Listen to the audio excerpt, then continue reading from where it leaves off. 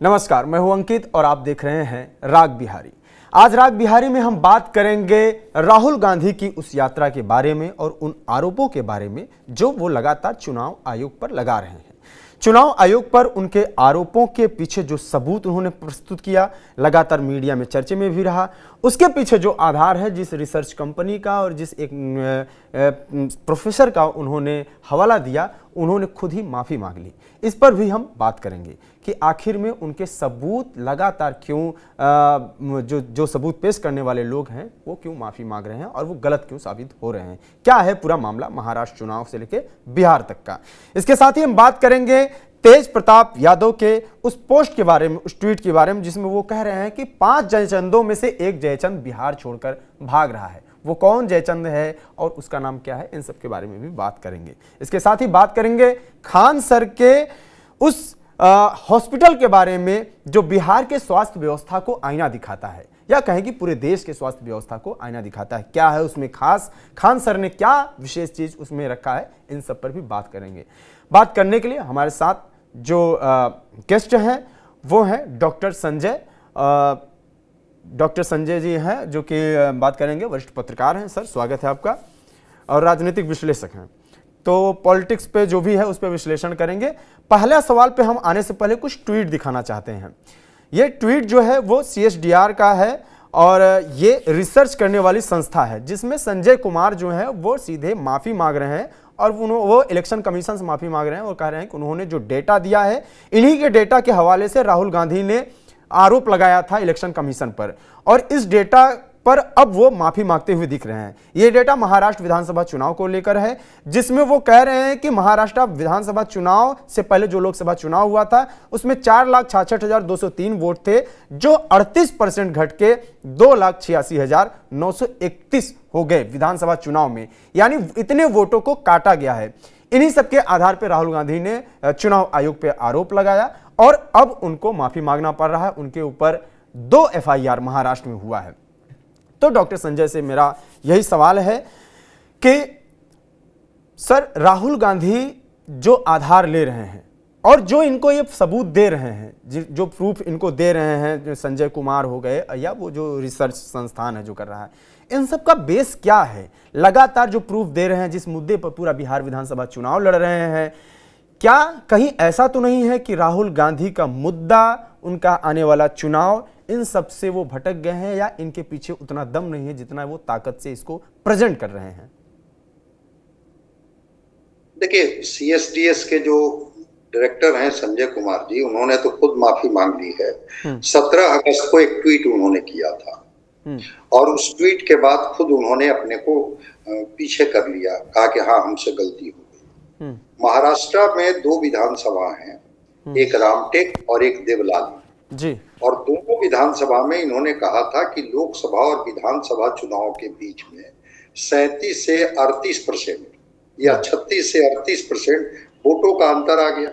और इसी को आधार बना करके विपक्ष जो था वो सत्ता पक्ष पर हमलावर था, चुनाव आयोग को कटघरे में खड़ा कर रहा था कि आखिर 36 से 38% वोट का अंतर कैसे आ जाएगा, कहां से इतने वोटर घट गए या वोटर कहां चले गए। इसको लेकर के 2 FIR इन पर हो चुके हैं, एक नासिक में, एक नागपुर में। और भारतीय सामाजिक विज्ञान अनुसंधान परिषद जो CSDS को फंड देती है, उन्होंने कहा है कि भाई क्यों ना आपके फंड को रोक दिया जाए। अब आपके डेटा कहां से होते हैं, सैंपल साइज कहां से आप उठाते हैं, कौन से आंकड़े कहां से आप प्लेस करते हैं, और उस आंकड़े को विपक्ष एक संवैधानिक संस्था चुनाव आयोग को घेरने में इस्तेमाल करती है, तो फिर को एक लगता है कि क्या जो भारतीय सामाजिक विज्ञान अनुसंधान परिषद फंड देकर के एक ऐसे संस्था को प्रमोट कर रही है जो संस्था के आंकड़े ही सही नहीं है, आंकड़ों पर ही सवाल है जी। आंकड़े कहां से आपको मिले, कैसे आधार आपने बनाया, ये तो आपने खुद कहा कि नहीं, ये हमसे गलती हो गई, इस तरह की बात वाली है। तो इसको लेकर के संजय कुमार जी घिर रहे हैं, दिख रहे हैं। और दूसरी तरफ विपक्ष ने उन्हीं को बार बार आधार बना करके और चुनाव आयोग को कटघरे में खड़ा कर रही है कि भाई चुनाव आयोग देखिए। देखिए, एक बात को तो समझनी, चुनाव आयोग एक कॉन्स्टिट्यूशनल बॉडी है, ऑटोनोमस बॉडी। मतदाता बनाना, मतदाता सूची का शुद्धिकरण करना, और अगर गलत मतदाता हो गए हैं उनको हटाना, डबलिंग हो गई है उनको उससे किनारे करना, और जो कहीं परमानेंट शिफ्ट कर गए हैं उनका थोड़ा सा कि एक ही जगह वो वोटर आईडी में रहे, ये सारे अधिकार चुनाव आयोग के पास। अगर वो बार बार कराए विपक्ष की सारी पार्टियों को, उसके पहले भी उन्होंने डेलीगेशन बुलाया, मिला, फिर कह रहा है चुनाव आयोग कि आप आइए, और अगर लगता है कि हमारी त्रुटियां हैं, गलतियां हैं, क्योंकि नोडल एजेंसी चुनाव आयोग नहीं होता है, नोडल एजेंसी होता है वहां की सरकार के जो लोग होते हैं, चाहे वो बिहार का इंटेंसिव रिवीजन हो, आगे बंगाल का इंटेंसिव रिवीजन होगा या तमिलनाडु का होगा, कहीं भी समरी रिवीजन हो, इंटेंसिव रिवीजन हो, उसमें नोडल एजेंसी तो उनके बीएलओ होंगे। और बीएलओ कौन है? शिक्षक हैं, स्वास्थ्यकर्मी हैं, आंगनबाड़ी सेविका है। अगर उनसे त्रुटियां हुई है तो आप उसको लेकर के निश्चित रूप से चुनाव आयोग को कहिए कि कोई योग्य मतदाता छूट रहा है। 1,60,000 अगर आपके बूथ लेवल एजेंट हैं, वो बूथ लेवल एजेंट क्या कर रहे हैं भाई? अगर 90,000 बूथ हैं बिहार में, 1200 का एक आंकड़ा रखा गया है, वो कर क्या रहे हैं? और अगर वो नहीं 320 से लेकर के 350 जो है वो एक विधानसभा में बूथ होते हैं, 243, अब सबको कैलकुलेट करने के बाद आंकड़ा आता है 70 से 80 नाम जुड़ने या छूटने की। भाई आप जो अलग अलग पार्टियों के एजेंट हैं चले जाइए, अगर उसको ट्रांसपेरेंट नहीं करेगा चुनाव आयोग, आप उनको घेरिए। मामला सुप्रीम कोर्ट में सब जुडिस है, उनका इंटरिम वर्डिक्ट आया है, फाइनल वर्डिक्ट आया नहीं है, लेकिन गलत आंकड़े कहीं से उठा करके, और इसलिए कि चुनाव आयोग को कटघरे में खड़ा करनी है, उनको ये बतानी है कि एक नैरेटिव हम कैसे बना देंगे जनता के बीच में कि आपके अधिकार को किस तरह से छीना जा रहा है चुनाव आयोग के माध्यम से, तो विपक्ष आरोप लगाए। विपक्ष का सर ये भी आरोप है कि फंड रोकने की बात कर रहे हैं, एफआईआर करवा रहे हैं, इन सब वजहों से धमका रहे हैं इनको, संजय कुमार को, जिसकी वजह से इन्होंने माफी मांगा है। एक चीज बताइए, अगर डेटा कोई भी व्यक्ति गलत दे देता है और खुद वो अपने डेटा को लेकर के कहते हैं, क्या डेटा वो संजय कुमार के पास ही होगा या वो डेटा चुनाव आयोग के पास भी होगा? अगर चुनाव आयोग के डेटा से संजय कुमार का डेटा वैरी कर रहा है, वहां की सरकार के पास भी डेटा होगा। जो भी डिस्ट्रिक्ट मजिस्ट्रेट होते हैं वो डिस्ट्रिक्ट इलेक्शन ऑफिसर भी होते हैं, उनके पास भी डेटा होगा।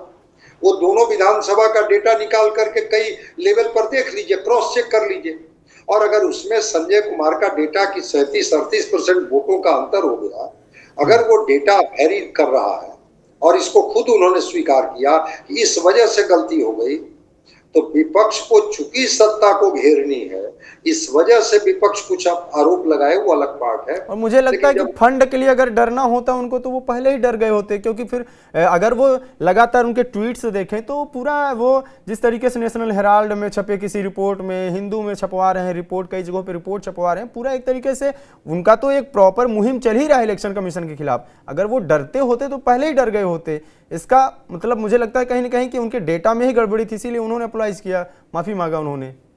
बिल्कुल, अरे क्यों डरेंगे भाई, डरेंगे क्यों?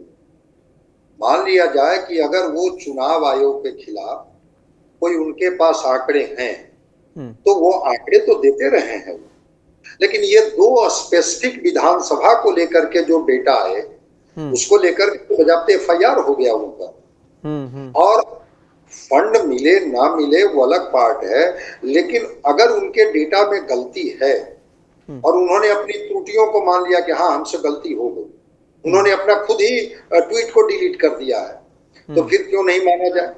इसलिए विपक्ष क्या बोल रहा है वो विपक्ष का काम है, लेकिन संजय कुमार ने जो भी पहले डेटा दिया है उस डेटा को लेकर के मुझे नहीं लगता है कि कोई चेक एंड बैलेंस लगाया गया है उनके पीछे। संजय कुमार उनका एक अपना सैंपल साइज, अपनी टीम है, वो टीम सर्वे करके लाती है, वो डेटा देखिए कोई साइंस में जब कोई परफेक्ट चीज नहीं है तो स्टैटिस्टिक्स में भी कोई परफेक्ट चीज नहीं होता है। डेटा वेरी कर सकता है, लेकिन इतना भी वेरी नहीं करेगा कि चुनाव आयोग का डेटा अगर 20% है और उनका डेटा 38% है तो इतना वेरी नहीं करता। इसी वेरिएशन को लेकर के उन्होंने अपनी गलती मानी है। अब विपक्ष को जो आरोप लगानी है, विपक्ष तो लोकतंत्र में स्वतंत्र है, ये देश है। महाराष्ट्र के चुनाव को लेकर जो राहुल गांधी लड़ाई लड़ रहे हैं और ये संदेश देने की कोशिश कर रहे हैं, बिहार विधानसभा चुनाव 2 महीने है, एकदम नज़दीक है, ऐसी स्थिति में क्या लगता है कि ये SIR का मुद्दा और ये तमाम चीज़ें कहीं ऐसा तो नहीं है कि बिहार में जो इनका तेजस्वी यादव का नौकरी का दावा या तमाम जो दावे थे उन सब से भटक गए हैं और वो एक सेंट्रलाइज्ड हो गए हैं ऐसे मुद्दे पर जिसका इम्पैक्ट खासतौर से उस वर्ग पर नहीं है जिस वर्ग ने कभी एनडीए को, भाई एनडीए का वोट खींचेंगे तभी तो ये प्लस में जाएंगे, अपना वोट तो इनके पास है ही जो पाए थे 2020 में, एक्स्ट्रा कुछ लेना है क्या? उस एक्स्ट्रा लेने के लिए ये सही दिशा में कोशिश कर रहे हैं? देखिए, पूरा विपक्ष, न केवल राहुल गांधी बल्कि पूरा जो इंडिया गठबंधन है बिहार में, वो SIR को एक ट्रिगर पॉइंट के रूप में इस्तेमाल करना चाहती है। वो चाहती है कि ये मुद्दा जनता को सीधे कनेक्ट करता है कि देखिए आपके मताधिकार को छीना जा रहा है, गरीबों के वोट को छीना जा रहा है, और जब आपके वोट को छीना जाएगा, आप जब मतदाता ही नहीं होंगे तो जितने वेलफेयर स्कीम्स हैं उनसे वंचित हो जाएंगे। तो राजनीति तो आप बेहतर समझते हैं, राजनीति तो नैरेटिव का ही पार्ट है। नैरेटिव बनाने की कोशिश की जा रही है और चुनाव आयोग कह रहा है कि मैं तो ट्रांसपेरेंट हूं। जब सुप्रीम कोर्ट ने उनको गाइडलाइन दिया कि 11 के साथ आप एक आधार को भी जोड़ लीजिए, सुप्रीम कोर्ट ने कहा कि भाई आप ट्रांसपेरेंट कर दीजिए। अगर 65 लाख वोट कटे हैं, वो 22 लाख मृत कौन है, वो 36-37 लाख लोग जो परमानेंटली दूसरे जगह शिफ्ट कर गए वो कौन है, 7 लाख 7.5 लाख जो डबलिंग में है वो कौन है। और उन्होंने कहा कि बूथ वाइज आप इस बूथ वाइज को प्रकाशित कीजिए, अखबारों में, टेलीविजन में, जो भी संचार के माध्यम है, रेडियो में, और बताइए कि जिनके नाम कटे हैं वो मृत हैं, जिनके नाम कटे हैं वो परमानेंट उस जगह से शिफ्ट कर गए हैं, जिनके नाम कटे हैं उनके 2-2 एपिक नंबर हैं, 2-2 आइडेंटिटी कार्ड हैं, वोटर ID कार्ड है। तो चुनाव आयोग तो बाध्य है, सुप्रीम कोर्ट अगर कोई डायरेक्शन दे रहा है तो बाध्य है। जब चुनाव आयोग ट्रांसपेरेंट होने के लिए तैयार है, उसके बाद भी मैं कहता हूं अभी तो अगस्त तक अप्लाई ही करना है, अगस्त के बाद सितंबर के लास्ट में प्रकाशित किया जाएगा, और उसके बाद भी कोई व्यक्ति छूटता है तो जुडिशियरी है, वो जाएंगे कि भाई हम योग्य मतदाता हैं, हमने दरख्वास्त भी दी, हमने आवेदन भी किया, लेकिन उसके बाद भी देखिए मतदाता सूची से मेरा नाम हट गया है। तो SIR ये लोग एक कहते हैं कि कभी कभी तात्कालिक मुद्दे लोगों को बड़ा कनेक्ट कर जाते हैं और चुनाव उसी की लहर पर सवार होकर के लड़ दी जाती है। ये SIR के लहर पर चढ़ करके ये लोग चुनाव लड़ने ना चाहते हैं। अब कहाँ बिहार में मुद्दा की बात हो रही है कि नौकरी हम इतना देंगे तो सरकार में देंगे, किसानों के खेत में पानी दे देंगे, अस्पतालों में हम बेहतर व्यवस्था कर देंगे। अब ये मुद्दे की बात तो हो नहीं रही है। अब तो वही अधिकार यात्रा, वोट अधिकार यात्रा। भाई आपके जो बूथ लेवल एजेंट हैं, जरा उनको अधिकारों का एहसास करा दीजिए कि भाई आपको अधिकृत हमने किया है कि जिन लोगों का नाम छूटा है अभी उनका नाम तो जुड़वा दीजिए। वो तो नाम जुड़वा नहीं रहे हैं, कह रहे हैं कि भाई आपका वोट छीना जा रहा है। कौन छीन लेगा किसका वोट? चुनाव आयोग क्यों किसी का वोट छीन लेगा? और अगर चुनाव आयोग छीन रहा है तो आप जाइए डेलीगेशन लेकर के। वही तो चुनाव आयोग ने कहा राहुल गांधी जी को कि कुछ नहीं, चूंकि उस विधानसभा के तो वोटर है नहीं, तो अगर उस विधानसभा के नहीं है फिर भी अगर आप आरोप लगा रहे हैं तो एक शपथ पत्र दे दीजिए कि हाँ हम ओथ लेते हैं कि जो मैं जानकारी दे रहा हूं ये सही जानकारी है, चुनाव आयोग इस पर विचार करे। क्या दल लग जाता है ओथ देने में? अगर अपने मतदाताओं की इतनी ही चिंता है तो एक ओथ देने में क्या दिक्कत है? एक अपने दी शपथ पत्र चुनाव आयोग को, और शपथ पत्र दे करके उन मतदाताओं के इतने बड़े रहनुमा हैं तो शपथ पत्र दे करके और चुनाव आयोग को घेरिए। कहते हैं कि मैं क्यों शपथ पत्र दूंगा? तो आरोप से भ्रम तो फैलता ही है। तेज प्रताप यादव लगातार जयचंद जयचंद कर रहे हैं। वो बोल रहे हैं कि एक जयचंद फरार हो रहा है 5 में से, वो स्टेशनों पर निगाह रखिए, पूरे परिवार के साथ भागेगा। और उस बीच उनके साला तथाकथित जो इस तरह का शब्दों का प्रयोग होता है वो कि हाँ उनकी गर्लफ्रेंड जो हैं, उनके भाई जो हैं आकाश के ऊपर उन्होंने आरोप लगाया कि एक जयचंद तो यही है। तो किन जयचंदों की बात कर रहे हैं और कौन भाग रहा है? अब वो तो चूंकि जब छायाबाद में तेज प्रताप जी बात कर रहे हैं तो तेज प्रताप जी ही बेहतर बताएंगे, लेकिन वो जो कुछ उनका स्वरूप का वर्णन कर रहे थे, कंठी माला है, वो भाग रहा है परिवार के साथ। अब कंठी माला वाले कौन जयचंद हैं जो भाग रहे हैं और तेज प्रताप जी को पता है, तो ये तो इसका खुलासा तेज प्रताप जी बेहतर कर पाएंगे। जहां तक आकाश यादव जी को लेकर के सवाल उनसे पूछे गए कि भाई कहे कि नहीं वो भी जयचंदों की ही श्रृंखला में शामिल है, तो आकाश यादव से उनको इतना निराशा क्यों हुई, जबकि आकाश यादव को लेकर के हमेशा तेज प्रताप जी मुखर रहे हैं और आकाश यादव भी हमेशा तेज प्रताप जी के लिए कहे कि भाई संघर्ष हम इनके लिए करेंगे। तो अब आकाश यादव जी को भी जयचंदों की श्रृंखला में ला करके खड़ा कर दिए, वो भी उन्हीं लोगों के साथ मिला हुआ है। नॉन सीरियस बयान तेज प्रताप लगातार देते हैं, ऐसा कई बार देखा जाता है कि कुछ भी मतलब कल को अगर आकाश यादव उनके साथ है तो उनके बारे में कह देते हैं ये जयचंद है, अपने जहां से छोड़ के आए हैं उधर भी ये चीज़ें आती हैं। उसके अलावा अचानक से AIM वगैरह से कितनी बात हुई कितनी नहीं हुई, लेकिन उन्होंने मीडिया में डायरेक्ट बोल दिया कि हम गठबंधन के लिए तैयार हैं और तमाम चीज़ें हैं। ये लगता है कहीं ना कहीं कि चुनाव जो है जो 1-2 विधानसभा में लड़ रहे हैं उन सब पे कितना इम्पैक्ट पड़ेगा इनका? क्या पब्लिक इनको सीरियस लेगी? अब ये तो राजनीति में किसी के बारे में कोई प्रिडिक्शन नहीं किया जा सकता है कि जनता कितना गंभीरता से इनको लेगी, लेकिन इतनी बात तो सच्चाई है ना कि तेज प्रताप जी लालू प्रसाद जी के बड़े बेटे हैं। लालू प्रसाद जी और राबड़ी देवी के बारे में तेज प्रताप जी एक शब्द नहीं बोलते हैं, हमेशा उनका हवाला देते हैं। तो देखिए राजनीति में इस तरह के बयानबाजियां चलती हैं, लेकिन तेज प्रताप जी की बातों को जनता भी समझती है। और आपको क्या लगता है कि तेज प्रताप जी परिवार से बाहर चले जाएंगे? चुनाव आते आते कोई रास्ता निकलेगा। अभी इनके गुस्से हैं, वो गुस्सा को वो समझ रहे हैं, क्योंकि राजनीति में एक ही डर होता है और वो डर होता है हारने का। सही बात है। जी और RJD इस बात को समझ रहे हैं और ऐसा प्रयोग तेज प्रताप जी पहले कर चुके हैं। जहानाबाद लोकसभा में तेज प्रताप जी एक बागी उम्मीदवार जाके खड़ा कर दिए थे और जितना वोट इनका बागी उम्मीदवार लाया उसी से उतने ही वोट से सुरेंद्र यादव जो RJD के उम्मीदवार थे हार गए। तो ये बात RJD समझ रही है कि अगर तेज प्रताप बागी उम्मीदवारों को खड़ा कर दिए अगर चिराग की तरह, और वो जहां पर इनका बहुत क्लोज मार्जिन से ये चुनाव हारे थे पिछली बार, 1200, 1000, 2000, 3000, अब अगर तेज प्रताप जी का उम्मीदवार 1000 वोट भी ले आएगा, 2000 वोट भी ले आएगा, 3000 वोट भी ले आएगा, तो RJD को तो ये निश्चित रूप से नुकसान कर ही देंगे, उसको तो नुकसान कर ही देंगे। तो मुझे जो लगता है कि अभी तेज प्रताप जी कुछ भी बोल रहे हैं, उसको RJD उस पर कोई प्रतिक्रिया नहीं व्यक्त कर रही है, लेकिन मुझे नहीं लगता है कि तेज प्रताप जी कोई अलग लड़ेंगे और RJD अलग लड़ेगी। कोई ना कोई परिवार में रास्ता निकलेगा और रास्ता जब निकल लेंगे, इसलिए मैं इन चीजों को लेकर के बहुत गंभीर नहीं रहता हूं कि तेज प्रताप जी कोई अलग पार्टी बना करके और कोई बहुत बड़ा निर्णायक परिणाम बिहार में दे देंगे, ऐसा मुझे लगता है। खान सर हॉस्पिटल खोल रहे हैं, उसमें उन्होंने कुछ मशीनें भी लगाई हैं, फोटोज भी आए हैं, शायद आपने भी इन सब चीज़ों को देखा होगा।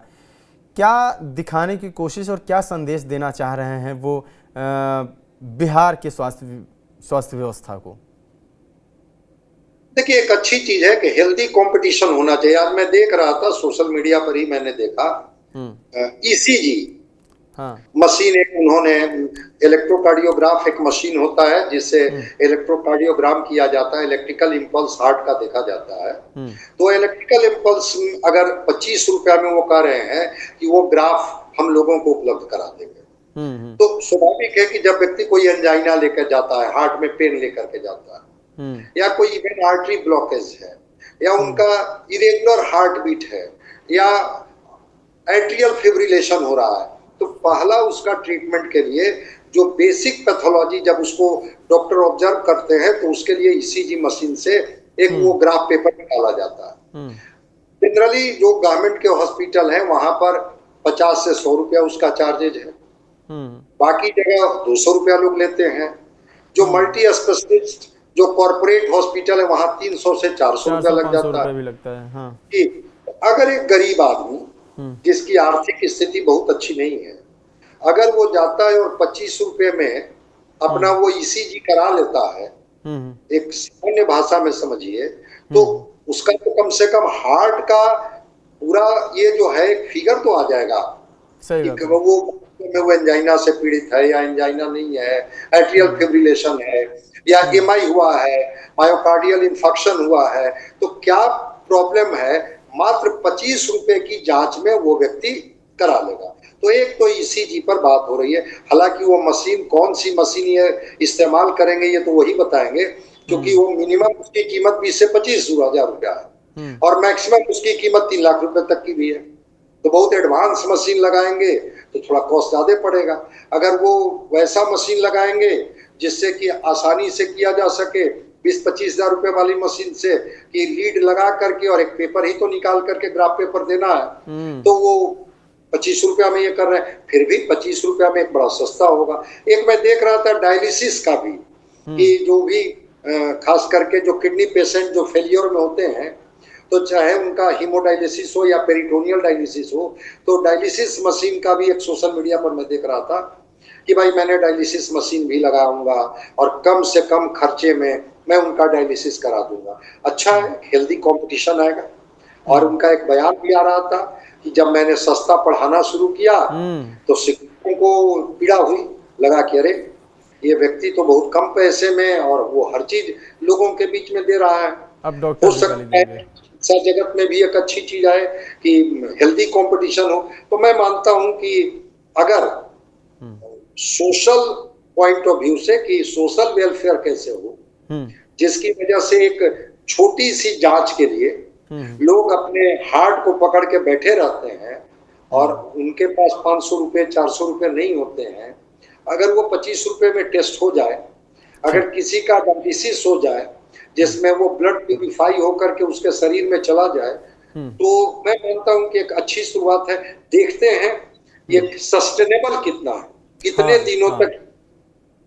ठीक आज इन्होंने किया, कुछ मशीनें लगा दी, कुछ जांच सस्ती कर दी, जब भीड़ बढ़ने लगी तो फिर उसकी कीमत उन्होंने बढ़ा दिया कि नहीं अब तो कम से कम इतना कॉस्ट आएगा।